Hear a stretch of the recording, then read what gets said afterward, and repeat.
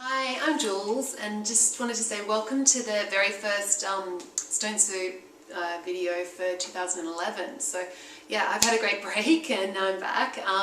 So today I'm going to show you how to make broccoli soup, and wonderful vegetable broccoli, like so much colour and vitamins and everything, and when you're feeling a bit like you haven't had enough kind of nutrients, it's a great thing to go to. And this soup, beauty of it, it's 10 minutes.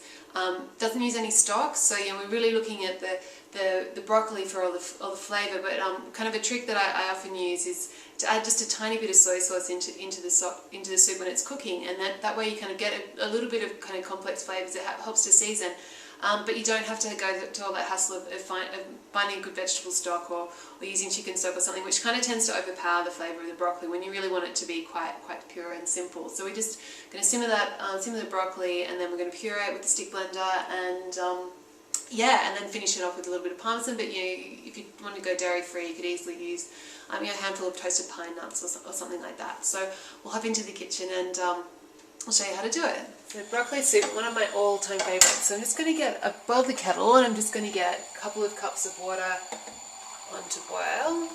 Just wanted to show you how to prep the broccoli. So I've just got 2 heads of broccoli. I'm making soup for 2 people. So I'm just going to chop off the tough woody stems, but I'm going to leave a fair bit of the stem on.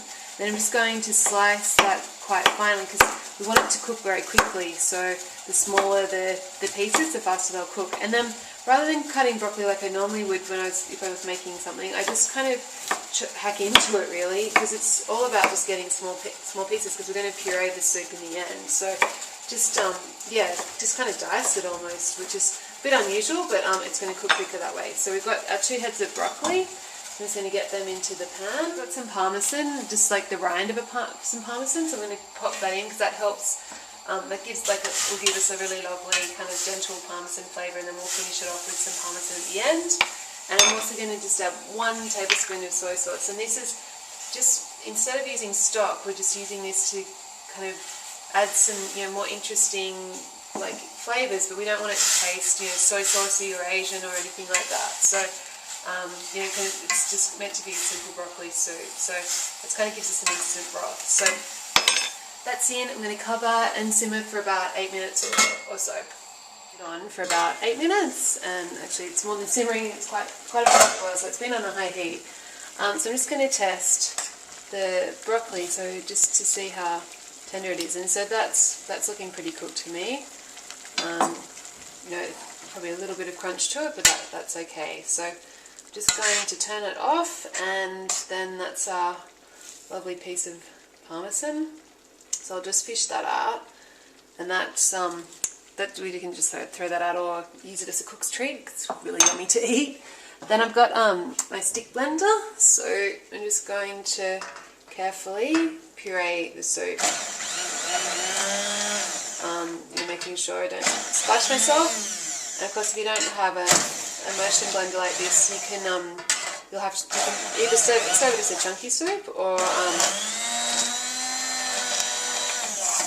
do it in batches in your food processor or a blender. But just be really careful, and it's a good idea to let the soup cool down a little bit before you do, because it tends to the steam tends to build up and it'll cause explosions in your blender. So be really careful. Got a lovely kind of velvety soup now, and problem with the soy is it does make the colour. A bit of salt, just to further enhance the flavours,